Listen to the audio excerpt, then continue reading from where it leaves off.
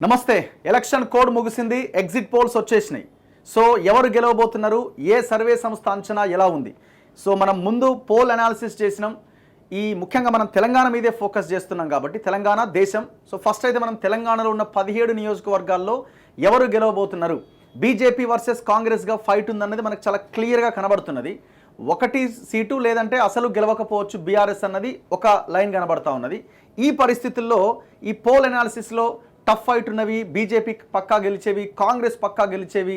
So ఇట్లా మనం ముందు నుంచి వేసిన అంచనా ప్రకారం 8 నుంచి 10 కాంగ్రెస్ గెలవచ్చు అని మనం చెప్పినాం. 6 నుంచి 8 బీజేపీ గెలవచ్చు అని చెప్పినాం. బీఆర్ఎస్ 0 లేదా 1 గెలిచే అవకాశం ఉండొచ్చు అని చెప్పినాం. సో ఈ పరిస్థితుల్లో సర్వే సంస్థలు ఎగ్జిట్ పోల్స్ రిలీజ్ చేశాయి. సో నా ముందు వాళ్ళ ఒక సర్వే సంస్థ ఇచ్చిన రిపోర్ట్ కనబడుతున్నది. ఆ సర్వే సంస్థ పేరు చాణక్య స్ట్రాటజీస్. సో గతంలో కూడా మనం తొలి వెలుగులో ఉన్నప్పుడు ఇప్పుడు చాలా ఇంటర్వ్యూస్ కూడా చేయడం జరిగింది. వాళ్ళు ఇచ్చిన సర్వే రిపోర్ట్స్ గతంలో కూడా నిజమైన సందర్భాలు ఉన్నాయి. సో నా ముందు చాణక్య స్ట్రాటజీస్ ఎండి ముఖేష్ గారు ఉన్నారు నా ముందు. అంటే నేను మీ డెసిగ్నేషన్ అడుగుతున్నాను. ఓకే. సో చాణక్య స్ట్రాటజీస్ మొత్తం కర్త కర్మ క్రియ ఆయనే ఈ సర్వేలు చేస్తూ ఉంటారు, ముఖేష్ గారు. సో ముఖేష్ గారు మన ముందు ప్రజల ముందు ఒక ఎగ్జిట్ పోల్ని పెట్టడం జరిగింది. ఇందులో మేజర్గా ఆంధ్రప్రదేశ్ అండ్ తెలంగాణ మీద ఫోకస్ చేశారు. సో దేశంలో ఉన్న అన్ని నియోజకవర్గాల సర్వేలు ఏం వాళ్ళు చేయలేదు, బట్ ఒక వ్యూ పాయింట్ అయితే వాళ్ళకు ఉన్నది దాని మీద కూడా. సో అది కూడా మనం డిస్కస్ చేద్దాం. ముందైతే మనం తెలంగాణ మీద ఫోకస్ చేద్దాం. So Telangana exit poll report మన ముందు ఉంది. Chanakya strategies political survey and operations report for Telangana state Lok Sabha elections 2024 exit poll. So first mood of Telangana Lok Sabha elections 2024 ఆదిలాబాద్లో బీజేపీ గెలుస్తుందని చెప్తున్నారు. ఆయనతో మనం డిస్కస్ చేద్దాం. ఫస్ట్ అయితే మనం ఒకసారి ఎగ్జిట్ పోల్ రిపోర్ట్ చూద్దాం. ఆదిలాబాద్లో బీజేపీ గెలవబోతున్నదట వీళ్ళ ఎగ్జిట్ పోల్ ప్రకారం.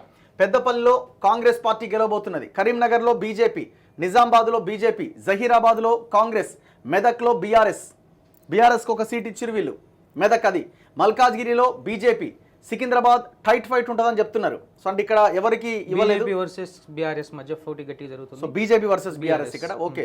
So BJP versus BRS fight ఉంటుందట. వీళ్ళు ఇంకా ఎవరు గెలుస్తారని చెప్పలేకపోతున్నారు. హైదరాబాద్లో ఎంఐఎం, చేవెళ్ల బీజేపీ, మహబూబ్ నగర్ కాంగ్రెస్, నాగర్ కర్నూల్ కాంగ్రెస్, నల్గొండ కాంగ్రెస్, భువనగిరి కాంగ్రెస్, వరంగల్ కాంగ్రెస్, మహబాద్ కాంగ్రెస్, ఖమ్మం కాంగ్రెస్. మొత్తం 17లో 1 2 3 4 5 6 7 8 9 కాంగ్రెస్కి ఇస్తున్నారు చాణక్య స్ట్రాటజీస్ వాళ్ళు ఈ ఎగ్జిట్ పోల్లో.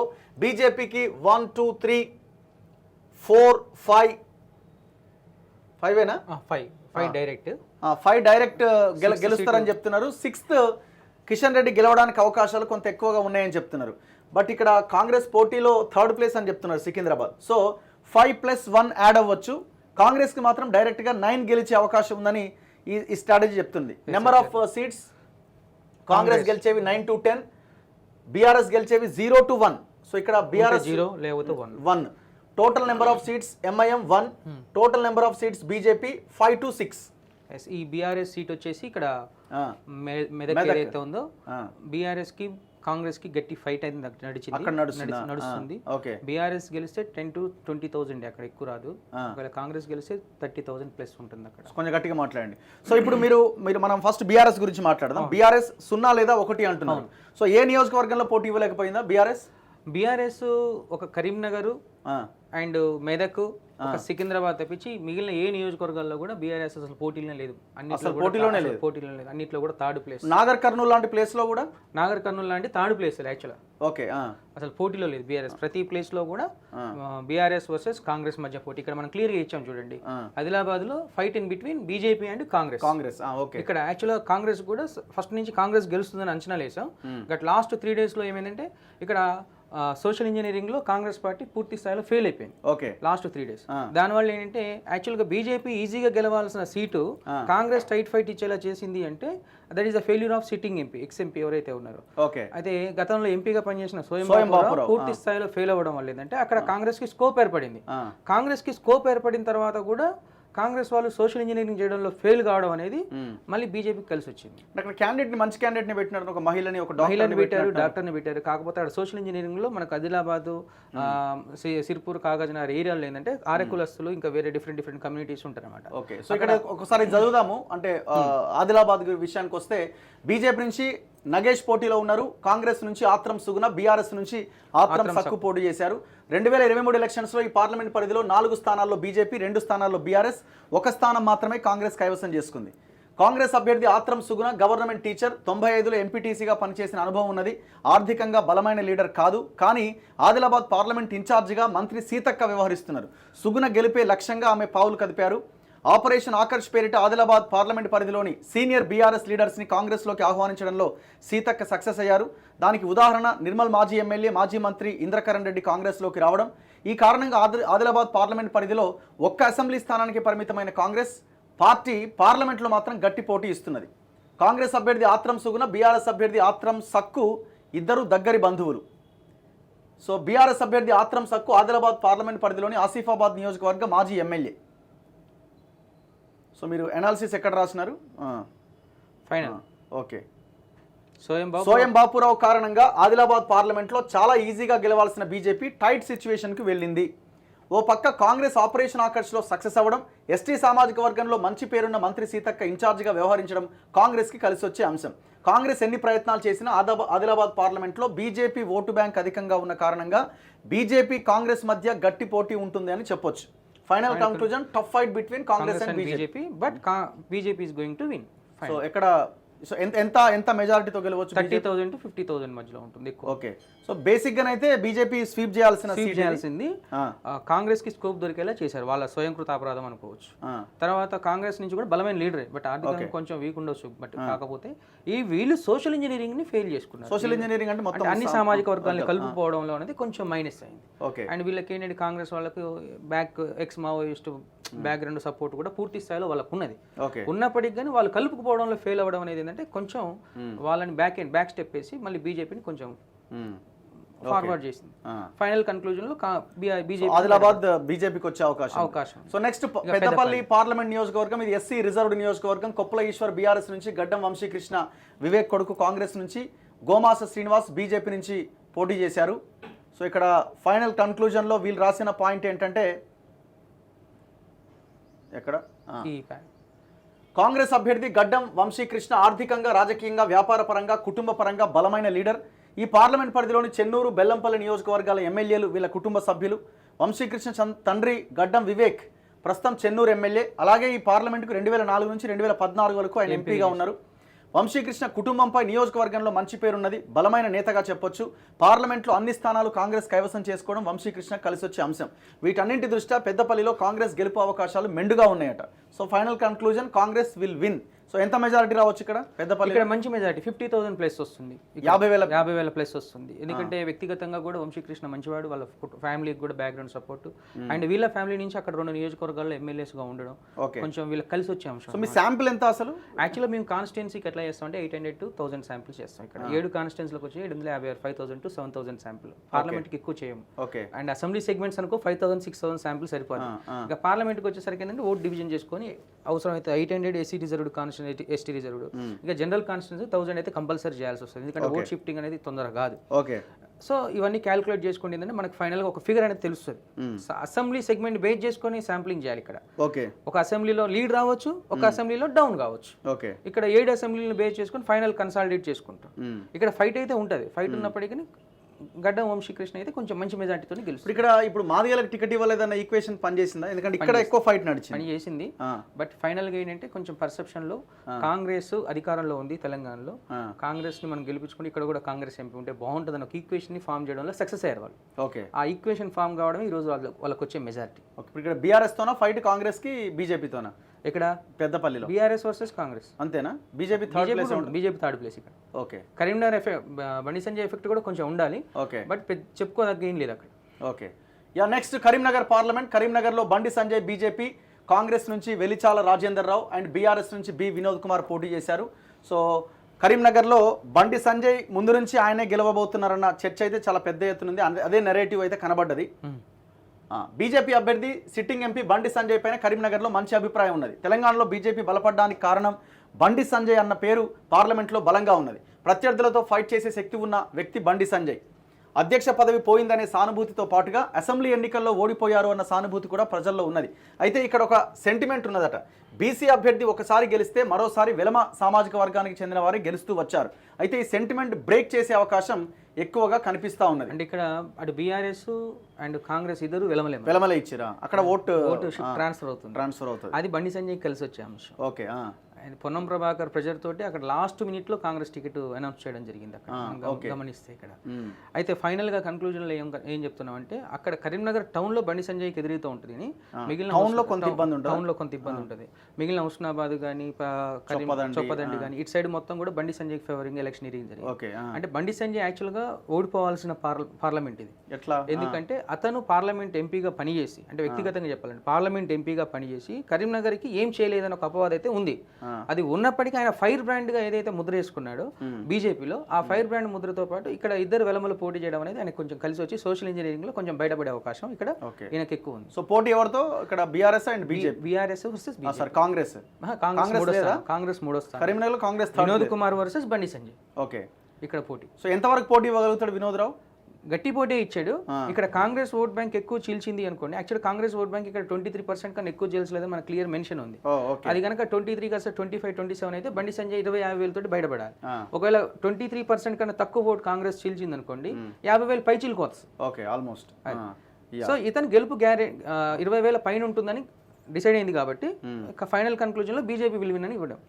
సో 2019 ఎలక్షన్ లో 7 అసెంబ్లీ నియోజకవర్గాల్లో బీఆర్ఎస్ఏ గెలిచింది. అక్కడ అయినా కూడా 90,000 ఓట్లతో బండి సంజయ్ ఎంపీగా గెలుపొందిండు. అప్పుడు అన్ని కోణాల్లో బండి సంజయ్ గెలిచే అవకాశం ఎక్కువగా కనిపిస్తుంది. అప్పుడు ద్విముఖ పోటీ, అప్పుడు కూడా బీఆర్ఎస్ వర్సెస్ బీజేపీ. బట్ ఇక్కడ ఇప్పుడు సారి కాంగ్రెస్ తెలంగాణలో యాక్టివేట్ అయింది కాబట్టి త్రిముఖ పోటీ అయి కాంగ్రెస్ అభ్యర్థి 22-23% ఓట్స్ ట్రాన్స్ఫర్ చేసుకుంటున్నాడు. ఓకే. దానివల్ల బండి సంజయ్కి పడే ఓటింగ్ లో కొంత చీలే అవకాశం. సో నెక్స్ట్ 4th నియోజకవర్గం నిజామాబాద్ పార్లమెంట్. ఇక్కడ సిట్టింగ్ బీజేపీ నుంచి ధర్మపురి అరవింద్ పోటీ చేశారు, కాంగ్రెస్ నుంచి జీవన్ రెడ్డి, బీఆర్ఎస్ నుంచి బాజిరెడ్డి గోవర్ధన్ పోటీలో ఉన్నారు. సో ఈసారి ఇక్కడ వీళ్ళు చెప్తున్న పొలిటికల్ స్ట్రాటజీ ప్రకారంగా, చాణక్య చెప్తున్న దాని ప్రకారంగా ధర్మపురి అరవింద్ గెలవడానికి అవకాశాలు ఎక్కువగా ఉన్నాయని చెప్తున్నారు. అమిత్ షా ఎలక్షన్ ప్రచారానికి వచ్చిన సమయంలో పసుపు బోర్డు రావడానికి ప్రధాన కారణం ధర్మపురి అరవింద్ అని చెప్పడం బీజేపీకి కలిసి వచ్చే అంశం. పైగా పసుపు బోర్డు నిజామాబాద్లోనే ఉంటుంది అని చెప్పడం అక్కడ ప్రజల్లో ఉత్తేజం నింపింది. ఇక్కడ ఇద్దరు కూడా బాజిరెడ్డి గోవర్ధన్ కావచ్చు, జీవన్ రెడ్డి కావచ్చు. బాజిరెడ్డి గోవర్ధన్ 4 సార్లు ఎమ్మెల్యేగా పనిచేసిన అనుభవం ఉంది. జీవన్ రెడ్డి కూడా 6 సార్లు ఎమ్మెల్యేగా పనిచేసిన అనుభవం. అయితే ఇక్కడ ఫైట్ ఇచ్చింది బీఆర్ఎస్ కన్నా కాంగ్రెస్ ఎక్కువ ఫైట్ ఇచ్చింది. ఎవరికి? ధర్మపురి అరవింద్. ఎందుకంటే ధర్మపురి అరవింద్ కాంగ్రెస్ అభ్యర్థి ఎవరైతే జీవన్ రెడ్డి ఉన్నాడో అసెంబ్లీ ఎలక్షన్స్ లో మొన్న జగిత్యాల నుంచి పోటీ చేసినప్పుడు ఇదే నాకు చివరి ఎలక్షన్లు, నన్ను గెలిపించుకుంటారో ఓడించుకుంటారో అని కొంచెం ఒక సెంటిమెంట్ అనేది క్రియేట్ చేసినప్పుడు అయినా అప్పుడు ఓడిపోయాడు. అయితే ఆ సెంటిమెంట్ అనేది ఇప్పుడు పార్లమెంట్ ఎలక్షన్స్ లో పడే అవకాశం ఉంది. కానీ కొన్ని స్వయం కృతాపరాధ వల్ల ఏంటంటే కొంచెం మైనస్ అయ్యాడు లాస్ట్ ఎలక్షన్స్. ఎవరు? జీవన్ రెడ్డి. ఎలక్షన్స్ టైంలో కొంచెం సోషల్ మీడియాలో చూసుంటారు, ఎలక్షన్స్ టైంలో మైనస్ అవ్వడం అనేది ధర్మపురి అరవింద్కి మళ్ళొకసారి కలిసి వచ్చే అంశం. ఇంకోటి ఏంటంటే ధర్మపురి అరవింద్ ఇక్కడ ఏదైతే పార్లమెంట్ ఎంపీగా ఉన్నప్పుడు పార్లమెంట్ కోసం కొంచెం ఇప్పుడు ఇందా చూసాం పసుపు బోర్డు రావడం, కొన్ని పనులు చేయించుకున్నారు ఆయనతోటి. దానివల్ల ఏంటంటే ఇక్కడ ఫైట్ ఇన్ బిట్వీన్ మొదటి నుంచి కూడా అక్కడ బీఆర్ఎస్ లేదు. అండ్ బీఆర్ఎస్ కి మైనస్ ఏంటంటే Kavitha liquor scam effect Nizamabad parliament లో ఎక్కువ పడ్డది. దానివల్ల ఏమవుతుందంటే బీఆర్ఎస్ అనేది పోటీలో లేదు అక్కడ. పోటీ ఇన్ బిట్వీన్ ఎవరెవరి మధ్య జరిగింది? జీవన్ రెడ్డి వర్సెస్ ధర్మపురి అరవింద్ మధ్య జరిగింది. బాజిరెడ్డి గోవర్ధన్ పెద్ద లీడర్ ఎమ్మెల్యే కూడా కదా, ఎమ్మెల్యే. అయితే ఆయన పెద్ద లీడర్ అయినప్పటికీ పోటీ వీళ్ళిద్దరి మధ్య జరగడం కొంచెం ఆశ్చర్యంగా జరిగింది. ఇక ఫైనల్ గా ఈ ట్రాంగిల్ ఫైనల్ గా కన్క్లూజన్ లో ఏం చెప్తున్నాం అంటే స్వల్ప తేడా ఏం కాదు, మంచి తేడాతోటి జీవన్ రెడ్డి చేతిలో ఎవరు జీవన్ రెడ్డి చేతిలో అరవింద్ గెలవబోతున్నాడు స్పష్టంగా. ఎంత మెజారిటీ రావచ్చు ఇక్కడ? అంటే మెజారిటీ ఇప్పుడు కన్క్లూడ్ చేయలేం కానీ 30,000 ప్లస్ ఉంటుంది. ఎందుకంటే మాకు వచ్చిన రేషియో వచ్చేసి 4% లీడ్ వచ్చింది. 4% లీడ్ అంటే ఇక్కడ 12 lakhs, 12 4s ఎంత అయింది? 48, అంటే 30 ప్లస్ లో ఉంటాడని క్లియర్ గా స్పష్టంగా వచ్చింది. ఓకే. సెకండ్ కొంత టైట్ ఫైట్ ఏమైనా ఎదుర్కొన్నాడా? మైనారిటీ ఓట్ బ్యాంక్ చాలా కీలకం కదా, అదేమి వర్కౌట్ కాలేదు. మైనారిటీ ఓట్ బ్యాంక్ కీలకమైన ధర్మపురి అరవింద్కి కొంచెం వ్యక్తిగత ఇమేజ్ ఉంది అక్కడ. వాస్తవానికి అతను నోటు దురుసు అవన్నీ కామన్ గా ఉండేటివే, కానీ అతను ఎంపీగా పనిచేసిన సర్వీస్ కొంచెం ఉంది. జీవన్ రెడ్డికి ఏమో ఫైనల్ వార్ అనమాట. వీళ్ళిద్దరి మధ్యనే పోటీ గట్టిగా, అవునవును. వీళ్ళిద్దరి మధ్యనే పోటీ. యాక్చువల్గా కొన్ని ఈక్వేషన్స్లో ఏమైందంటే లాస్ట్ మినిట్లో అంటే 2 days బిఫోర్ మనం చూసినప్పుడు జీవన్ రెడ్డి గెలుస్తాడా అనిపించింది. బట్ ఎలక్షనీరింగ్ చేసుకోవడంలో జీవన్ రెడ్డి కన్నా అరవింద్ కొంచెం ముందున్నాడు పోల్ మేనేజ్మెంట్ చేసుకోవడం, దానివల్ల అరవింద్ కొంచెం కలిసి వస్తుంది. ఓకే. నెక్స్ట్ 5th నియోజకవర్గం జహీరాబాద్ పార్లమెంట్ నియోజకవర్గం.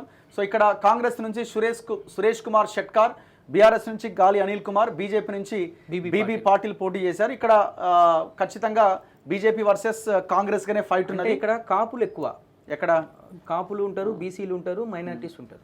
ఇప్పుడు వీళ్ళిద్దరు లింగాయత్ కదా, షెట్కార్ అండ్ బీబీ పాటిల్. అవును, అండ్ బీసీలు, అదే ఇద్దరు బీసీలు. అయితే ఇక్కడ మనం గమనించినట్లయితే ఇక్కడ ఏంటంటే సురేష్ షెట్కార్ గతంలో జహీరాబాద్ ఏర్పడ్డ తర్వాత మొదటి ఎంపీ, ఓకే. తర్వాత బీబీ పాటిల్ 2 సార్లు సిట్టింగ్ ఎంపీ, గాలి అనిల్ కుమార్ పాటిల్ మారిన వ్యక్తి. అయితే ఇక్కడ బీఆర్ఎస్ అనేది లేదు, పోటీలో లేదు, 3rd place లో ఉంటుంది ఇక్కడ BRS. Fight in between BB Patil and Suresh Kumar Shetkar. అయితే ఇక్కడ బీసీ ఓట్ బ్యాంకుతో పాటు మైనారిటీస్ కీలకం. ఆల్మోస్ట్ మైనారిటీ 2,50,000 నుంచి 3 లక్షల మధ్యలో ఉంటారు ఇక్కడ. ఈ మైనారిటీస్ ఓట్ అనేది బీజేపీకి ట్రాన్స్ఫర్ అయ్యే అవకాశాలు చాలా తక్కువ. మనం అక్కడ చూస్తున్న కష్టం. సో సురేష్ కుమార్ కలిసి వచ్చే అంశం ఏంటంటే ఇక్కడ మైనారిటీస్ ఓట్, లేకపోతే ఇద్దరి మధ్య టగ్ ఆఫ్ వార్ నడిచేది. ఎవరు గెలిచిన 5-10 వేలతో గెలిచేవాళ్ళు. కానీ ఈ మైనారిటీస్ ఓట్ అనేది సురేష్ కుమార్ వన్ సైడ్ లాక్కోవడం అనేది కలిసి వచ్చిన అంశం. ఓకే. సో వన్ సైడ్ గా జరిగింది. అండ్ బీసీ ఓట్ బ్యాంక్ కూడా సురేష్ కుమార్ కి వ్యక్తిగతంగా సౌమ్యుడు కాబట్టి, అండ్ ఇక్కడ 2 సార్లు బీబీ పాటిల్కి చూసారు, అవకాశం ఇచ్చారు. 3వసారి అవకాశం ఏంది అనేది సురేష్. చాలా సర్వేలు అంటే ఈ పోల్ అనాలిసిస్ లో బీజేపీ గెలవడానికి ఇది ఒక నియోజకవర్గం అవకాశం ఉంది. బీబీ పాటిల్ బీఆర్ఎస్ లో ఉంటే గెలిచేవాడు, హ్యాట్రిక్ కొట్టేవాడు, అది కూడా ఉంది వ్యక్తిగతంగా. అతను బీజేపీకి పోవడం అనేది మైనస్ అయింది. ఓకే. మన సిట్టింగ్ ఎంపీ బీఆర్ఎస్ లో ఉండి కానీ పార్టీ బలం పెరిగింది, బీజేపీ. ఇప్పుడు అంటే ప్రతిపక్షంలో ఉంటుంది ఇక్కడ. ఈ పార్లమెంట్కి వచ్చేసరికి 2nd place లో బీబీ పాటిల్ ఉంటాడు, 1st place లో సురేష్ కుమార్ ఉంటాడు. అండ్ బీసీలు అందరూ కూడా ఏం చూస్తారంటే సురేష్ కుమార్ని ఈసారి ఒకసారి అవకాశం ఇద్దామని అనుకున్నారు అక్కడ. ఎందుకు 2 సార్లు అవకాశం బీబీ పాటిల్కి ఇచ్చారు కాబట్టి ఒకసారి అవకాశం ఇద్దాం అని ఒక ఆలోచన, ప్లస్ మైనారిటీస్ అన్ని అతనికి కన్సల్టేట్ అవ్వడం, అతనికి కలిసి వచ్చిన అంశం. అండ్ ఇక్కడ అసెంబ్లీ సెగ్మెంట్స్ లో కూడా మన కాంగ్రెస్ బలం బాగా ఉంది. ఓకే. మన జహీరాబాద్ లో కూడా బాగా కాంగ్రెస్ బలం ఎక్కువ ఉంది. అవును, మీరు చూడండి. సురేష్ కుమార్ లింగాయత్ సామాజిక వర్గానికి చెందిన నేత. అయితే బీజేపీ అభ్యర్థి కూడా లింగాయత్ అవ్వడంతో ఓట్లు చీలే అవకాశం ఉంది. కానీ ఈ పార్లమెంట్లో మైనార్టీ ఓటు బ్యాంక్ 3 లక్షల వరకు ఉన్నది కాబట్టి ఆ ఓటు బ్యాంక్ అంతా కాంగ్రెస్కి వచ్చే అవకాశం ఉన్నదని సురేష్ కుమార్ గెలిచే అవకాశం ఉంది. ఇప్పుడు అట్లా అనుకుంటే ఇప్పుడు మీరు ఇక్కడ కాంగ్రెస్ మైనార్టీ ఓటు బ్యాంక్ పడుతుందని అంటున్నారు. మరి మిగతా నియోజకవర్గాల్లో అట్లా అనుకుంటే మరి మొత్తం మైనార్టీ ఓట్ బ్యాంక్ అంతా కాంగ్రెస్కి పడితే మిగతా నియోజకవర్గాలు కూడా కాంగ్రెస్ గెలవాలి అంటే ఇక్కడ 2 చూస్తారు. మైనార్టీస్లో ఎట్లా ఉందంటే మైనార్టీస్లో మహిళల్లో కూడా బీజేపీకి అనుకూలంగా ఉంది కొంచెం టర్న్. మైనార్టీస్ బీజేపీలో మహిళలకు అనుకూలంగా ఉంది. ఎందుకంటే మైనారిటీస్ మహిళల్లో ఏదైతే బీజేపీ ప్రవేశపెట్టిన కామన్ సివిల్ కోడ్ కావచ్చు, 3 తలాక్ విషయంలో కావచ్చు, చదువుకున్న మైనారిటీ మహిళలు బీజేపీకి వేయడానికి సిద్ధంగానే ఉన్నారు. కానీ ఇక్కడికి వచ్చేసరికి 2 సార్లు ఎంపిక చేసిన బీబీ పాటిల్ని కాదని, ఎందుకు ఒకసారి అవకాశం ఇచ్చినాం, 2 సార్లు అవకాశం ఇచ్చినాం, ఇప్పుడు మళ్ళీ ఒకసారి కొత్త ఆయనకు అవకాశం ఇద్దాం, పైన కాంగ్రెస్ కాంగ్రెస్ గెలిపించుకుందాం, ఒక అవకాశం ఏది పైన అంటే తెలంగాణలో మనం కొంచెం జైరాబాద్ డెవలప్ చేసుకుందాం ఈక్వేషన్, ఇవన్నీ కలిసి సురేష్ కుమార్కి ఈసారి కలిసి వచ్చే అంశం. నెక్స్ట్ 6th నియోజకవర్గం ఫటాఫట్ కానిచ్చేద్దాం ఫాస్ట్గా. Medak. Medak very interesting fight. ఇక్కడ కూడా మెదక్ పార్లమెంట్లో బీఆర్ఎస్ నుంచి వెంకట్రామిరెడ్డి, కాంగ్రెస్ నుంచి నీలం మధు ముదిరాజ్, బీజేపీ నుంచి రఘునందన్ రావు పోటీలో ఉన్నారు. సో ఇక్కడ వీళ్ళు చెప్తున్న ప్రకారం ఎవరి మధ్య పోటీ అండి ఇక్కడ? BRS versus Congress. So BJP 3rd లో ఉంటుందా? బీజేపీ 3rd లో. ఎందుకు బీజేపీ మంచి ఫైట్ ఇచ్చిందని అంటున్నారు? మంచి ఫైట్ ఇచ్చింది, బట్ 3rd place లో జరిగింది ఏంటంటే మనకున్న 7 నియోజకవర్గాల్లో సిద్దిపేట, గజ్వేలు అండ్ ఇక్కడ సిరిసిల్ల, సిద్దిపేట, గజ్వేలు, దుబ్బాక, సిరిసిల్ల, కరీంనగర్, సిద్దిపేట, గజ్వేలు ఆర్డర్లో వస్తున్నాయి. మెదక్ నుంచి మెదక్, సిద్దిపేట, గజ్వేలు, దుబ్బాకలో ఈ మెదక్ వదిలేద్దాం. సిద్దిపేట, దుబ్బాక, గజ్వేలు ఏమైందంటే బీఆర్ఎస్ కు ఓట్ ట్రాన్స్ఫర్ ఎక్కువైంది. అండ్ దుబ్బాకలో కూడా రఘునందన్ రావుకి ఎక్కువ రావాలి, 2nd place వస్తున్నాడు అక్కడ. అండ్ ఇటు సైడ్ పటాన్చెరు, సంగారెడ్డి, నర్సాపూర్ ఉంది కదా, ఇటు సైడ్ నీలం మధుకు కొంచెం ఫేవరింగ్ గా నడిచింది. అండ్ నీలం మధు చేసిన మిస్టేక్ ఏంటంటే ఓన్లీ కమ్యూనిటీ ఎజెండా బేస్ చేసుకుని ముందుకెళ్ళాడు, ముదిరాజ్ అని.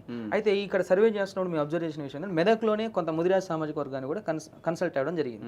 ఆ మెదక్ లో ఉన్న ముదిరాజులు ఏం చెప్పారంటే ఇతను ముదిరాజులకు ఏం చేశాడు, మేము ఒక సైడ్ ఎందుకు సపోర్ట్ చేయాలి, అండ్ యాదవ్ కమ్యూనిటీలో కొంచెం మొదటి నుంచే వ్యతిరేక సంపాదించుకున్నాడు. ఎందుకు ఒకే కమ్యూనిటీని నమ్ముకున్నాడు ఆయన. బీసీ అంటాడు, ముదిరాజ్ అంటాడు, మిగిలిన కమ్యూనిటీస్ బీసీలో లేవా అనే ఒక ఈక్వేషన్ ఆల్రెడీ స్టార్ట్ అయ్యి అతనికి బీసీలలోనూ కొంత వ్యతిరేకత అనేది సంపాదించుకున్నాడు.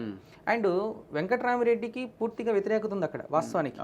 ఎందుకు అతను కలెక్టర్గా చేసినప్పుడు, సబ్ కలెక్టర్గా చేసినప్పుడు భూ నిర్వాసితుల్ని కొంచెం పట్టించుకోలేదని పెద్ద ఎత్తున రూమర్స్ ఉన్నాయి. అయినప్పటికీ ఈ హరీష్ రావు ఓన్ చేసుకొని ఏం చేశాడంటే ఎప్పుడైతే సిద్దిపేట అంటే దుబ్బాక గజ్వేల్లో బీఆర్ఎస్ ఓటు ఎక్కడ మొన్న అసెంబ్లీ ఎలక్షన్స్లో మంచి మెజార్టీలు వచ్చినాయి. ఈవెన్ పటాన్ చెరువులో కూడా సొంత నియోజకవర్గంలో ఇది మైపాల్ రెడ్డి పోటీ చేసిన నియోజకవర్గం. ఈ నియోజకవర్గాల్లో బీఆర్ఎస్కి అప్పుడు వచ్చిన మెజార్టీ రావట్లేదు. బట్ ఏంటంటే 20%, 30% మెజార్టీలు తగ్గి మళ్ళీ మిగిలిన ఓట్ బ్యాంక్ వెంకటరామిరెడ్డి కన్సాలిడేట్ అయింది. అండ్ కాంగ్రెస్ అభ్యర్థికి వచ్చేసరికి ఏమైందంటే పటాన్ చెరువు, సంగారెడ్డి, నర్సాపూర్లో ఉన్న ముస్లిమ్స్, ముదిరాజులు వన్ సైడ్గా నీళ్ళ మొదికేశారు.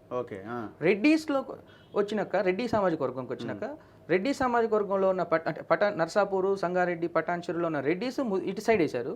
మెదక్, మన దుబ్బాక, గజ్వేల్ ఉన్న వాళ్ళు మళ్ళీ వెంకటరామిరెడ్డికి వేశారు. అంటే ఇక్కడ సోషల్ ఇంజనీరింగ్ ఏంటంటే స్ప్లిట్ అయింది ఓటింగ్. సో టైట్ ఫైట్ నడిచింది ఇద్దరి మధ్య. అయితే స్వల్ప తేడాతోటి వెంకటరామరెడ్డి గెలుస్తున్నాడు, అంటే 10 నుంచి 20 వేల తోటి. అంటే అటు ఇటు కూడా అవ్వచ్చా? అవ్వచ్చు, చెప్పలేము. చెప్తున్నా కదా, ఇందాక కాంగ్రెస్ కి 9 నుంచి 10వ స్థానం ఉన్నా చూడండి, ఇది అది 10వ స్థానం వస్తే మెదక్ వస్తుంది. లేదా 9 కాడ వాళ్ళు ఆగిపోతారు. నెక్స్ట్ 7th నియోజకవర్గం మల్కాజ్గిరి పార్లమెంట్ నియోజకవర్గం. మల్కాజ్గిరిలో కాంగ్రెస్ నుంచి పట్నం సునీత మహేందర్ రెడ్డి, బీఆర్ఎస్ నుంచి రాగిడి లక్ష్మారెడ్డి, బీజేపీ నుంచి ఈటల రాజేందర్ పోటీ చేశారు. సో ఈ ముగ్గురులో ఎవరి మధ్య ఫైట్, ఎవరు గెలుస్తారు? అంటే ఇక్కడ ఫైట్ అనడం కానీ ప్రతిపక్షం లేదని చెప్పాలి. ఇక్కడ నో అపోజిషన్. ఎందుకంటే మొదటి నుంచి కూడా మల్కాజ్గిరిలో ఎప్పుడైతే ఈటల రాజేందర్ పోటీ చేస్తాడని వచ్చిందో తెలంగాణ మొత్తం కూడా ఈటల రాజేందర్ మల్కాజ్గిరిలో గెలుస్తున్నాడు. నెరేటివ్ అనేది నెరేటివ్ పర్ఫెక్ట్ గా ఫామ్ అయిపోయింది. ఈవెన్ యాక్చువల్గా అక్కడ ఈటల రాజేందర్కి ఎల్బీ నగర్, ఉప్పలు ఆ నియోజకవర్గాల్లో చుక్కెదురు కావాలి ఓటింగ్. అక్కడ నల్గొండ రెడ్లు, ఇటు సైడ్ జనగామ అటు సైడ్ నుంచి వచ్చిన రెడ్డి సామాజిక వర్గాలు ఎక్కువ ఉంటాయి. అండ్ ప్రతిసారి పోయినసారి రేవంత్ రెడ్డి గెలిచింది కూడా ఎల్బీ నగర్ ఓట్లతోటి, స్వల్ప తేడాతోటి. అక్కడ ఉన్న రెడ్డి సామాజిక వర్గంలో ఓట్లు కూడా ఈసారి ఈటల రాజేందర్కు పూర్తి స్థాయిలో సపోర్ట్ ఇచ్చినట్టు మాకు క్లియర్గా అర్థమైంది. అండ్ ఇక్కడ పట్నం సునీత, రాగి లక్ష్మారెడ్డి, అంటే పట్నం సునీత వాళ్ళు లాస్ట్ మినిట్లో మహేందర్ రెడ్డి వాళ్ళు పోల్ మేనేజ్మెంట్ బాగా చేసినప్పటికీ ఓట్ అనేది ఈటల రాజేందర్కి ట్రాన్స్ఫర్ అయింది. ఎందుకంటే నెరేటివ్, ఇందా మీరు చెప్పిన నెరేటివ్ అనేది బాగా బిల్డ్ అవ్వడం, ఓడిపోయే వాళ్ళకి ఓటు ఎందుకు వేయాలి, గెలిచే వాళ్ళకి వేద్దామని అంటే ఒక ఉద్దేశంతో ఈటల రాజేందర్కు ఇది వన్ సైడ్ విన్నింగ్. సో ప్రచారం కూడా ఆయన కొంత బలంగానే చేసినట్టున్నాడు. మొదట చేసిన కాంగ్రెస్ వాళ్ళు, కానీ బట్ ఇంకా కంపారిటివ్లీ కొద్దిగా ఈటల రాజేందర్ ఏంటంటే మొన్న హుజురాబాద్లో ఓడిపోవడం, గజ్వేల్లో ఓడిపోవడం, అతని మీద కొంచెం మంచి సౌమ్యుడు అని ఒక ఈక్వేషన్ ఉండడం, కసిగా సానుభూతి అనేది ఒకటి ఏర్పడింది. ఆ రెండిట్లో ఓడిపోవడం వల్ల సానుభూతి ఏర్పడి మంచోడు ఓడిపోయింది అని ఒక ఈక్వేషన్, ప్లస్ ఆయన మొదటి నుంచి మల్కాజ్గిరి అనేసరికి నెరేటివ్ బిల్డ్ చేయడం, గెలుస్తున్నాడు నెరేటివ్, ఈ రెండు కలిసి వచ్చినాయి. ఈటల రాజేందర్ ఇక్కడ గెలుస్తున్నాడు. సో ఎంత మెజారిటీ రావచ్చు? 1.5 పైచిలకు ఉంటుంది. సో భారీ మెజారిటీ ఉంటుంది. ఓకే. నెక్స్ట్ ఇంకొక నియోజకవర్గం సికింద్రాబాద్ నియోజకవర్గం. సికింద్రాబాద్ నియోజకవర్గంలో టైట్ ఫైట్ అని మీరు రిపోర్ట్ ఇచ్చారు. టైట్ ఫైట్ బీజేపీ నుంచి కిషన్ రెడ్డి, కాంగ్రెస్ నుంచి దానం నాగేందర్, బీఆర్ఎస్ నుంచి పద్మారావు గౌడ్. ఎవరి మధ్య పోటీ అండి? ఇక్కడ పద్మారావు గౌడ్ వర్సెస్ కిషన్ రెడ్డి. యాక్చువల్గా మొదటి నుంచి దానం నాగేందర్ కాంగ్రెస్ గెలిచే సీటు అని కూడా అంటున్నారు ఈ మధ్య. యాక్చువల్గా మొదటి నుంచి దానం నాగేందర్ యాక్టివ్గా ఉండి ఉంటే 100% కాంగ్రెస్ గెలవాల్సిన సీట్. ఎందుకంటే అక్కడ సిట్టింగ్ ఎంపీ కిషన్ రెడ్డి మీద పూర్తి స్థాయిలో వ్యతిరేకత ఉంది, మనందరికీ తెలిసిన విషయం. టోటల్ త్రూఅవుట్ తెలంగాణలో కూడా అదే బీజేపీ అధ్యక్ష తీసుకున్న తర్వాత కొంచెం బీజేపీ బీఆర్ఎస్ ఒకటే ఇలా కొన్ని ఈక్వేషన్స్ ఫామ్ చేసి తెలంగాణలో మంచి అది ఉంది. అంటే అండ్ ఎంపీగా ఉండి సికింద్రాబాద్ కూడా ఏం చేయలేదు ఒక ఆరోపణలు అయితే కొంచెం ఉంది. అయితే అతను ఓడిపోవాల్సిన ప్లేస్ అది యాక్చువల్.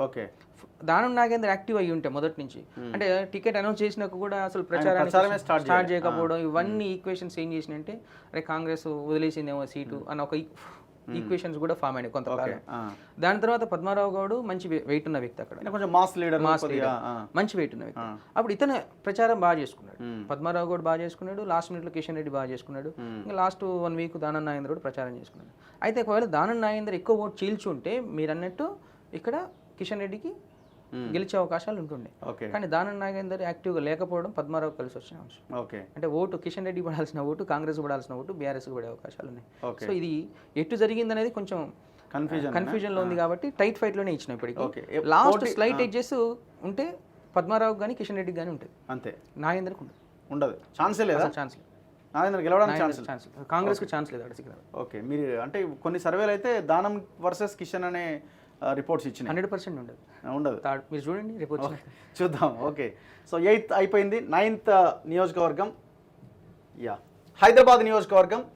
ఇక్కడ ఎంఐఎం నుంచి అసదుద్దీన్ ఓవైసీ సిట్టింగ్ ఎంపీగా ఉన్నారు. కాంగ్రెస్ నుంచి మహమ్మద్ సమీర్ పోటీలో ఉన్నారు. బీఆర్ఎస్ నుంచి గడ్డం శ్రీనివాస్ యాదవ్, బీజేపీ నుంచి కొంపెల్ల మాధవీలత. ఇక డౌట్ లేదు, కాంగ్రెస్ వర్సెస్ ఎంఐఎం వర్సెస్ బీజేపీగానే ఫైట్ ఉంటుంది. ఈవిడ చాలా హార్డ్ వర్క్ చేశారు, బాగా హార్డ్ వర్క్ చేశారు. ఆ ముస్లిం మైనార్టీ కాలనీలోకి వెళ్ళి ఒక సెక్యూరిటీని పెట్టుకొని, యాక్చువల్గా ఏంటంటే ఇక్కడ మైనార్టీ ఓట్స్ ఎక్కువ ఉన్నాయి. మైనార్టీస్ ఓట్స్ కన్నా నార్త్ ఇండియా ఓట్స్ కనుక వన్ సైడ్ పోలరైజ్ అయ్యి ఉంటే తను గెలిచేవాడు. ఓకే, ఎవరు? మాధవీలత. కానీ నా ఓటింగ్ సరిగా జరగలే అక్కడ. పోలింగ్ అనేది తక్కువ, చాలా తక్కువ జరిగింది, 48-50%, చాలా తక్కువ. ఈ తక్కువ జరిగిన దాంట్లో మైనారిటీస్ వచ్చి వాళ్ళు ఓటింగ్ చేసుకున్నారు. మనం చూసుంటే పోలింగ్ రోజు లైన్లలో నార్త్ ఇండియన్స్ వాళ్ళు ఎవరు లేరు అక్కడ. సో ఆ ఈక్వేషన్స్లో మనం క్లియర్ కట్గా చెప్పొచ్చు ఇక్కడ ఎంఐఎం గెలుస్తుంది. భారీ మెజారిటీ, భారీ ఏం లేదు, గట్టి ఫైట్ ఇచ్చారు. కానీ ఈ నియోజకవర్గం అనేది చర్చగా మారుతుంది రేపు, హైదరాబాద్ పార్లమెంట్ నియోజకవర్గం. నేను అనుకోవడం ఈమె హడావుడి బీజేపీ ఇక్కడ చేసిన ఈ పోలరైజేషన్ తోని మిగతా నియోజకవర్గాల మీద ఇంపాక్ట్ చూపించింది. పక్కన ఉన్న సికింద్రాబాద్ కావచ్చు, అంటే ఈమె ఒక లేడీ అయ్యుండి హార్డ్ వర్క్ ఇచ్చిందని, గట్టి ఫైట్ ఇచ్చిందని చెప్పుకోవాలి. అతను లక్షతో గెలిచినా తను ఫైట్ ఇచ్చినట్టే. అవును, ఎందుకంటే యావత్ తెలంగాణ మొత్తం కూడా తన క్యాంపెయిన్ చూశారు. అవును. సో ఇక్కడ ఇది ఎంఐఎం ఖాతాలో వెళ్ళే అవకాశం క్లియర్ కనబడుతుంది. సో నెక్స్ట్ 10వది చేవెళ్ల పార్లమెంట్ నియోజకవర్గం, వెరీ ఇంట్రెస్టింగ్. గడ్డం రంజిత్ రెడ్డి కాంగ్రెస్ నుంచి, కాసాని జ్ఞానేశ్వర్ ముదిరాజ్ బీఆర్ఎస్ నుంచి, కొండా విశ్వేశ్వర్ రెడ్డి బీజేపీ నుంచి. So fight between Congress versus BJP. So ఎవరు మీరు? యాక్చువల్గా ఇక్కడ ఇది ఒక మ్యాజిక్ అనమాట. కాసాని ఇక్కడ ఈ నియోజకవర్గంలో బీసీలు ఉంటారు, మైనార్టీస్ ఉంటారు. ఓకే, మైనార్టీస్ కూడా 4-5 లక్షలు ఉన్నారు. యాక్చువల్గా ఈ బీసీలకు వచ్చేసరికి ఏమైందంటే కాసాని జ్ఞానేశ్వర్ కనుక ఓట్ బ్యాంకు ఒక 3 లక్షలు చీల్చుంటే రంజిత్ రెడ్డి గెలవాలి. ఓకే, కానీ ఇక్కడ జరగలే. ఎవరు? రంజిత్ గెలవాలి, కానీ బీఆర్ఎస్ ఓటు చేయాల్సలే. ఓకే, బీఆర్ఎస్ ఏదో నామ మాత్రంగానే పోటీ చేసినట్టు అయింది. ఇక్కడ మీరు చూసుండొచ్చు, నామ మాత్రంగానే పోటీ చేసినట్టు అయింది. అసలు బీఆర్ఎస్ యాక్టివ్గా లేకపోవడం అనేది కొండా విశ్వేశ్వరరెడ్డి కలిసి వచ్చిన అంశం. ఓకే, కొండా విశ్వేశ్వరరెడ్డి ఈసారి అంటే మొదటి నుంచి ఇక్కడ ఈటల రాజేందర్ నరేషన్ ఎట్లనో కొండా విశ్వేశ్వరరెడ్డి మీద నరేషన్ స్టార్ట్ అయింది. బట్ లాస్ట్ మినిట్లో రంజిత్ రెడ్డి సౌమ్యుడు అంటే ఎంపీ, సిట్టింగ్ ఎంపీ, అతని మీద కూడా మంచి పేరే ఉంది. కాంగ్రెస్ నుంచి చేయడం అండ్ ఇక్కడ ఉన్న నియోజకవర్గాల్లో 4 నియోజకవర్గాలు కాంగ్రెస్ గెలవడం కొంచెం కలిసి వచ్చిన అంశం అయినప్పటికీ, మైనార్టీస్ ఇక్కడ షిఫ్ట్ అయినప్పటికీ, అంటే మొత్తం ఇక్కడ 24 లక్షల ఓట్లు, అంటే చిన్న మల్కాజిగిరి తర్వాత అతిపెద్ద పార్లమెంట్. ఆ 24 లక్షల ఓటర్లో సగం మంది కొంచెం హైదరాబాద్ ట్రాన్స్ఫర్ అయ్యే ఓటర్లు కొన్ని ఉంటారు. 1,00,000 ఓట్లు 2 లోక్సభ ఎలక్షన్స్ ఒకే జరగడం 1,00,000 ఓట్లు అటు వెళ్ళిపోయినాయి ఆంధ్రాలో ఎలక్షన్స్ చేసుకోవడానికి. ఇంకా మిగిలిన ఓట్లలో వచ్చేసి ఏంటంటే కొండా విశ్వేశ్వరరెడ్డికి రంజిత్ రెడ్డికి ఇద్దరిని కంపేర్ చేస్తూ కొండా విశ్వేశ్వరరెడ్డి కొంచెం పోలింగ్ ఎక్కువ. ఎందుకంటే ఇంకోటి హైదరాబాద్ ఆనుకొని ఉండడం వల్ల బీజేపీ ఇంపాక్ట్ ఎక్కువ పడింది. ఓకే, ఇది రాజేంద్ర నగర్ కావచ్చు, షేర్లింగంపల్లి కావచ్చు. రాజేంద్ర నగర్లో బీజేపీ గట్టినే ఉండింది, షేర్లింగంపల్లిలో బీజేపీ, మహేశ్వరం కూడా బీజేపీ మన సెకండ్ ప్లేస్ వచ్చింది మహేశ్వరం. వీళ్ళకి ఏమైనా వికారాబాద్ ఏరియాలు కొంత కాంగ్రెస్ కి తాండూరు, వికారాబాద్, పరిగిలో కొంచెం ఇతనికి రంజిత్ రెడ్డికి కొంచెం కలిసి వచ్చే అంశం. కాకపోతే అక్కడ రెడ్డి సామాజిక వర్గంలో విశ్వేశ్వరరెడ్డి మీద వ్యతిరేకత ఉంది అక్కడ. ఓకే, ఎందుకంటే గత మేము సర్వే చేస్తున్నప్పుడు కొన్ని మాటలు విన్నాం. ఎవరైనా ఒక వ్యక్తి లోపలికి వచ్చారంటే అపాయింట్మెంట్ లేకుండా ఎందుకు వస్తున్నా యూజ్లెస్ అనే ఒక ఈక్వేషన్స్, అంటే అందరిని కొంచెం పూర్తి స్థాయిలో రిసీవ్ చేసుకోవడానికి ఈక్వేషన్ ఉన్నప్పటికీ మాస్ ఓటింగ్ ఎంత బీజేపీ వేవ్ అంటే అయోధ్య రామ మందిర్ వేవ్ ఇవన్నీ హైదరాబాద్లో ఎక్కువ ఉన్నాయి. దీనివల్ల కొండా విశ్వేశ్వరరెడ్డికి ఈసారి కలిసి ఎంత మీరు డైరెక్ట్ ఇస్తున్నారా? ఇది సీట్ డైరెక్ట్ ఇచ్చేసి గెలవబోతున్నారు. ఎంత మెజారిటీ రావచ్చు? స్వల్ప తేడానే, 50,000 ప్లస్ ఉండదు, మరి 1 లక్షల ఉండదు. ఎందుకంటే రంజిత్ రెడ్డి గట్టికి ఫైట్ ఇచ్చాడు. ఓకే, అదే కాసాని జ్ఞానేశ్వర్ ఓటు చీల్చుంటే ప్రమాదం జరిగి ఉండేది. ఓకే, సో వీళ్ళు థర్డ్ ప్లేస్. గతంలో మనం డిస్కషన్ కూడా పెట్టాం. అవును. యా, నెక్స్ట్ 11వ నియోజకవర్గం మహబూబ్ నగర్ పార్లమెంట్. ఇది ముఖ్యమంత్రి సొంత నియోజకవర్గం రేవంత్ రెడ్డిది. కాంగ్రెస్ నుంచి ఇక్కడ చల్లా వంశీచంద్ రెడ్డి పోటీలో ఉన్నారు. బీఆర్ఎస్ నుంచి మన్నె శ్రీనివాస్ రెడ్డి, బీజేపీ నుంచి DK Aruna. So fight between Congress versus BJP. Very clear. BRS కూడా కొంచెం పోటీనే ఉంటుంది. ఓకే, ఎందుకంటే మహబూబ్ నగర్ మనకు చూస్తే సరౌండింగ్ జియోగ్రఫికల్ గా చూస్తే ఏంటంటే కాంగ్రెస్ వేవ్ ఉన్న అసెంబ్లీ సెగ్మెంట్స్ ఎక్కువ ఉంటాయి. కానీ డీకే అరుణ బలమైన లీడర్. కానీ అరుణకి మైనస్ ఏంటంటే అక్కడ అసెంబ్లీ సెగ్మెంట్స్లలో ఓట్ వేయించడానికి క్యాడర్ లేదు. ఓకే, ఓటు వేయించడానికి క్యాడర్ లేకపోవడం అనేది కొంచెం మైనస్ అయింది. అండ్ వంశీచంద్ రెడ్డి కాంగ్రెస్లో పెద్ద లీడర్, ఢిల్లీ వరకు పరిచయాలు ఉన్న మంచి లీడర్. మొన్న అసెంబ్లీలో కూడా కొంచెం టికెట్ సాక్రిఫైస్ చేసి కొన్ని మీరు చూసి ఉండొచ్చు. అండ్ లాస్ట్ మినిట్లో ఏంటంటే అక్కడున్న అంటే కాంగ్రెస్కి ఏమో క్యాడర్ ఉంది, బూత్ లెవెల్ మానిటరింగ్ ఉంది. బీజేపీకి క్యాడర్ లేదు, బూత్ లెవెల్ మానిటరింగ్ లేదు. కానీ బీజేపీ లీడర్కి మంచి పేరు ఉంది, కాంగ్రెస్ లీడర్కి మంచి పేరు ఉంది. అండ్ అట్లానే లీడర్స్ కంపేర్ చేస్తే ఈమెకే ఎక్కువ మార్కులు ఉంటాయి. కానీ మన్య శ్రీనివాస్ రెడ్డి కూడా పేరున్న లీడర్ అక్కడ. ఇక్కడ ఏం జరుగుతుందంటే మన్య శ్రీనివాస్ రెడ్డి కొన్ని ఓట్లు ఎక్కువ చేయాల్సిన అనేది డీకేఆర్ నాకు మైనస్ అయింది. అంటే బీఆర్ఎస్ ఓట్లు తను కొన్ని కాపాడుకుంటున్నాడు బీజేపీకి పోవాల్సినవి. దానివల్ల ఏమైంది, చల్లా వంశరెడ్డి బయటపడుతున్నాడు. ఎంత స్వల్ప మెజార్టీ. వీళ్ళంతా 50 లక్షలే, లక్ష దాటి ఎవరంటే ఈటల రాజేందర్, అటు సైడ్ ఖమ్మము, ఇక్కడ మహబూబాబాద్, నల్గొండ అయ్యే లక్ష దాటుతాయి. ఇవన్నీ కూడా 50 లక్షల మధ్యలోనే ఉంటాయి అంతే. సో ఇక్కడ డీకేఆర్ కొంత ఇబ్బంది ఓడిపోతున్నారు అంతేనా, స్పష్టంగా ఇవ్వచ్చు నోడు. ఓకే, కాంగ్రెస్ అదే మన్య శ్రీనివాస్ రెడ్డి ఓటు చీల్చకపోయి ఉంటే ఆ ఓటు ఇటు కన్సాలిడేట్ అయ్యేది, వీళ్ళు గెలిచేవాళ్ళు. నెక్స్ట్ 12వ నియోజకవర్గం నాగర్ కర్నూలు పార్లమెంట్ నియోజకవర్గం. ఇక్కడ ఇది కూడా వెరీ ఇంట్రెస్టింగ్. కాంగ్రెస్ నుంచి మల్లు రవి, బీఆర్ఎస్ నుంచి ఆర్ఎస్ ప్రవీణ్ కుమార్ గారు పోటీ చేశారు, బీఎస్పీ నుంచి మందా జగన్నాథం పోటీ చేశారు, అండ్ బీజేపీ నుంచి పోతుగంటి భరత్ పోటీలో ఉన్నారు. ఈయన బీఎస్పీ లాస్ట్ మినిట్లో అయినట్టుంది, ఉన్నారా పోటీలో ఏమో మరి. సరే, పోటీ అయితే ఇక్కడ మల్లు రవి వర్సెస్ ఆర్ఎస్ ప్రవీణా లేకపోతే బీజేపీ భరత?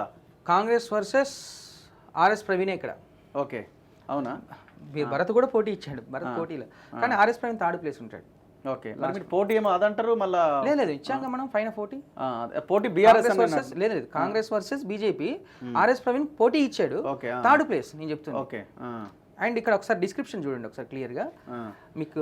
ఎందుకు ఆయన చాలా ఏరికోరి ఆ సీట్ ని తీసుకున్నాడు కదా ఆర్ఎస్పీ, థర్డ్ ప్లేస్కి వెళ్ళే సిచ్యువేషన్ వచ్చింది? వాస్తవానికి ఆర్ఎస్ ప్రవీణ్ కుమార్ మీద వచ్చిన వ్యతిరేకత ఏంటంటే మొదటి నుంచి కూడా RS Praveen Kumar BRS party పెట్టిన ఏజెంట్ అనేది ఒక నెరేటివ్ ఉంది.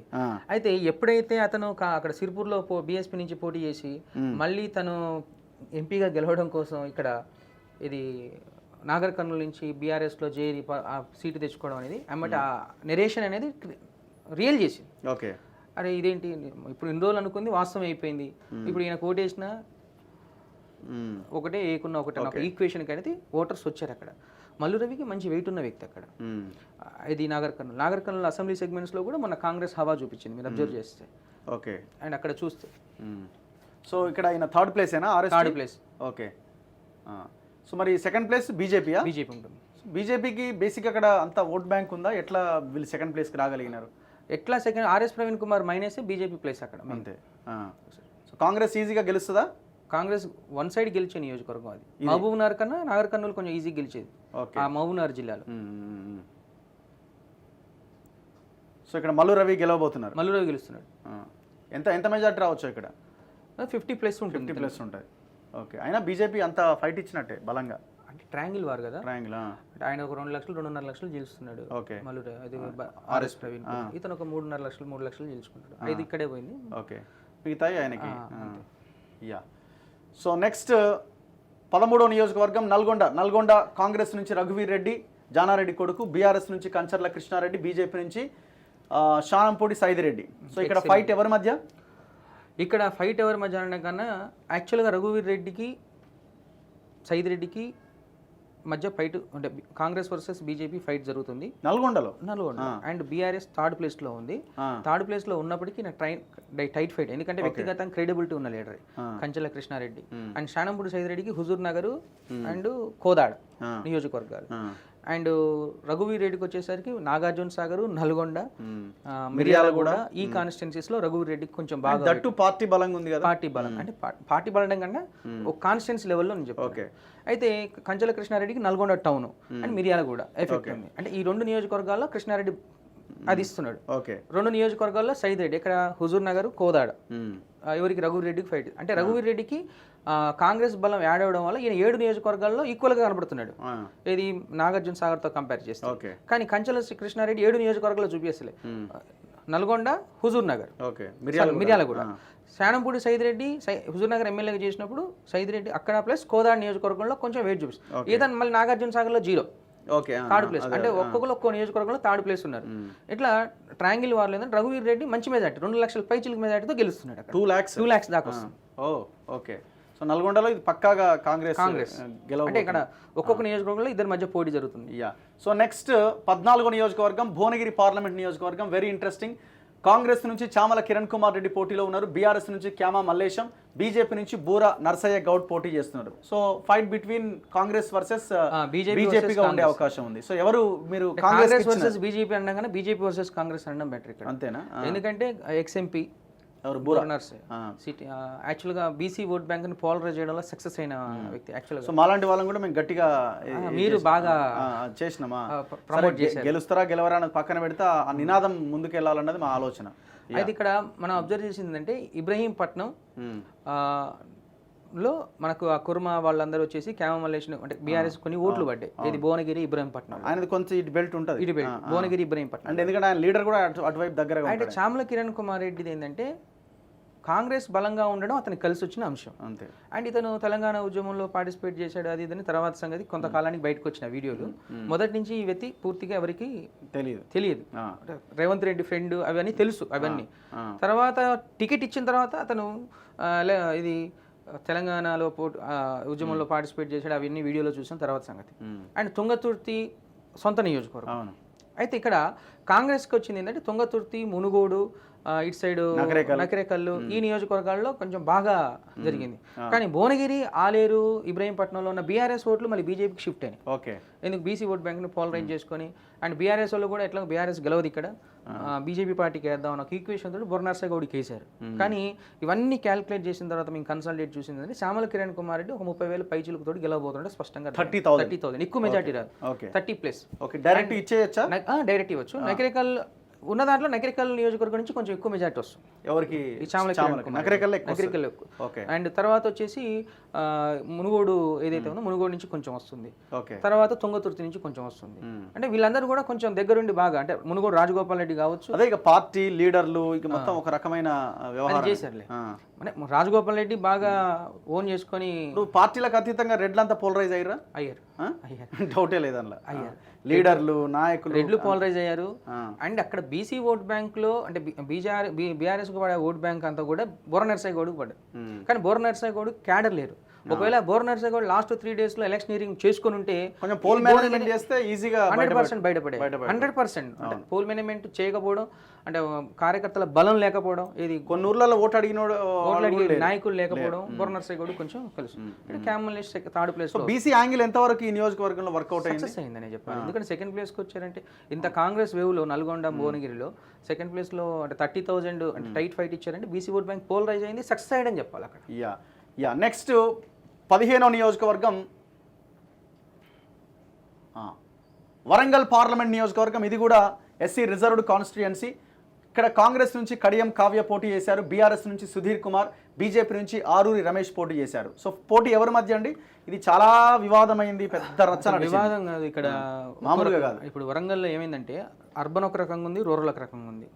ఓకే, అర్బన్ లో వచ్చేసి ఆరూరి రమేష్ కి కడియం కావ్యకి మధ్య పోటీ జరిగింది. అర్బన్ లో ఆరూరు రమేష్ లీడ్ లో ఉన్నాడు, వరంగల్ హన్మకొండ ఏరియాలో లీడ్ లో ఉన్నాడు. అర్బన్ లో రూరల్ కి వచ్చేసరికి కడియం కావ్య లీడ్ లో ఉంది. ఓకే, ఎందుకు యాక్చువల్గా ఈ వీడి మీద వ్యతిరేకత ఒక 1 week బాగా సోషల్ మీడియాలో తీసుకొచ్చిర్రు ఇట్లా. కానీ అక్కడ కాంగ్రెస్ కున్న వెయిట్, కొండా సురేఖ వీళ్ళందరూ ఎవరైతే ఉన్నారో ఓన్ చేసుకొని గెలిపించండి అని ఓన్ క్యాంపెయిన్ చేయడం అనేది కావ్యకు కలిసి వచ్చిన అంశం. లేకపోతే ఆరూరు రమేష్ అక్కడ గెలవాలి. బీజేపీ ఎక్స్పెక్ట్ చేసిన 8వ స్థానం వరంగల్లే. ఓకే, వాళ్ళు ఎక్స్పెక్ట్ చేసిన 8వ స్థానం Warangal. Aruru Ramesh last 1 week graph వ్యక్తిగతంగా బాగా రైజ్ అయిపోయింది. ఆరూరు రమేష్ జీ ఎందుకు కడియం కావ్య ఎప్పుడైతే బీఆర్ఎస్ లో టికెట్ వద్దని ఇటు రావడం, అండ్ ఇక కాంగ్రెస్ వేవే వాళ్ళని గెలిపిస్తుంది అక్కడ కడియం కావ్య. అంతేగాని వ్యక్తిగత క్రెడెన్షియల్స్ ఏమి. ముస్లిం ఫ్యామిలీ ఇది కూడా కొంత ఎక్కువ పోలరైజ్ అవడం. అసలు సుధీర్ కుమార్ 3rd place లో ఉన్నాడు. అంతేనా? ఇక్కడ అర్బన్ రూరల్ కింద లెక్కేసుకుందాం వరంగల్. సో ఇక్కడ కాంగ్రెస్ అయినా డైరెక్ట్ కాంగ్రెస్ ఎంత మెజారిటీ రావచ్చు? 50,000 దాకా వస్తుంది, 50,000 దాకా వస్తుంది. ఎందుకంటే రూరల్ ఏరియాస్ ఎక్కువ ఉన్నాయి. ఓకే, సో నెక్స్ట్ మహబాద్ పార్లమెంట్ విషయానికి వద్దాం. మహబాద్లో బలరాం నాయక్ కాంగ్రెస్ నుంచి, కవిత మాలోతు బీఆర్ఎస్ నుంచి, బీజేపీ అజ్మీరా సీతారాం నాయక్ ఆయన పోటీ చేశారు బీజేపీ నుంచి. సో ఇక్కడ క్లియర్గా చెప్పొచ్చు ఇది ఎస్టీ రిజర్వ్డ్ నియోజకవర్గం.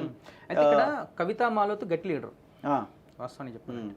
బలరాం నాయక్కి గతంలో ఎక్స్ మినిస్టర్ చేసిన అనుభవం ఇవన్నీ ఉన్నాయి, కానీ అతని మీద కొంత వ్యతిరేకత కూడా ఉంది. ఓకే, ఎందుకు కొంచెం నోటు దురుసు అవి ఇవి అని ఏదో ఈక్వేషన్స్ ఉన్నాయి. అయినప్పటికీ తెలంగాణలో కాంగ్రెస్ గవర్నమెంట్ ఫామ్ కావడం బలరాం నాయక్కి కలిసి వచ్చింది.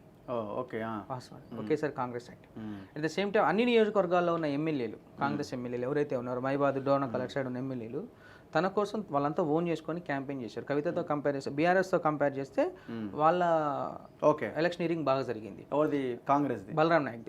రేపు వచ్చే మెజారిటీలో టాప్ 3లో బలరాం నాయక్ ఉంటున్నాడు. ఎంత మెజారిటీ రావచ్చు ఇక్కడ? 2 లక్షల పైచిలకు వస్తుంది. 2 లక్షల పైన వస్తుంది. పోటీ బీఆర్ఎస్ తోనేనా ఇక్కడ? లేదు మా బీఆర్ఎస్ తోటి థర్డ్ లో ఉంటుందా? బీజేపీ లేదా నెగ్లిజిబుల్ 20-30 వేలు కూడా రావు. అంతేనా? అసలు నేను పెద్ద ప్రచారం కూడా అంత ఇది 20-30 వేలు కూడా రావు అక్కడ. ఓకే.